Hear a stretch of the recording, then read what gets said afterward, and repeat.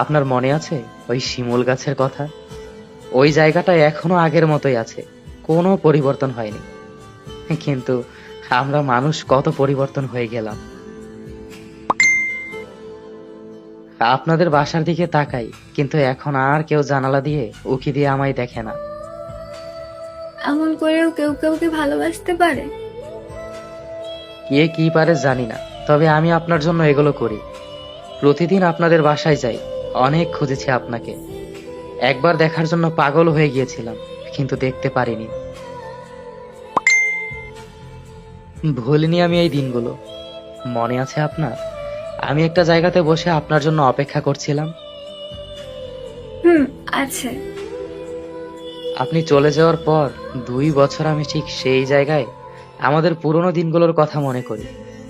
আমি জানি আপনি আসবেন না কখনো, তবুও আমি বসে থাকি আমার মনকে শান্ত করার জন্য।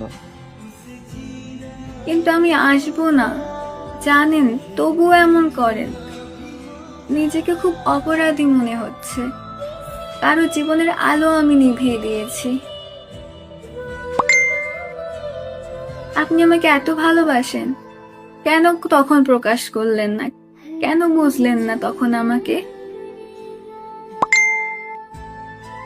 আমি অভিমান করে চলে গিয়েছিলাম আপনার থেকে দূরে সরে যাওয়ার জন্য। কেন কাছে টানলেন না?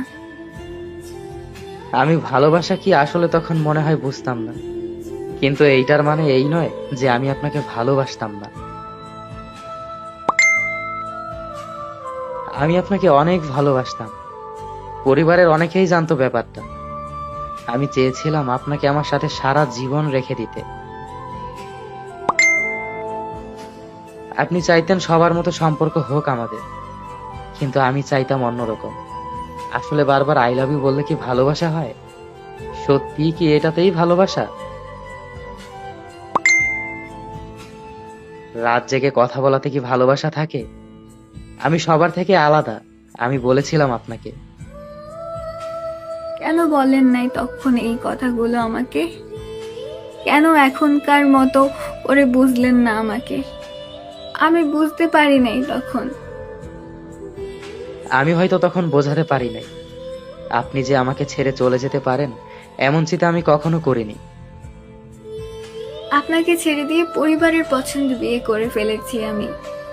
কিন্তু 3-4 মাস যাওয়ার পর আপনার জন্য অনেক কষ্ট হতো, তখন মনে পড়তো। কিন্তু সব কষ্ট মেনে নিয়েছি। আমি যে কারণে ছেড়ে গিয়েছিলাম, ওই কারণটা যে সত্যিই মিথ্যা ছিল। আমি ওই দিন মেঘার সাথে কথা বলার পর বুঝতে পারি।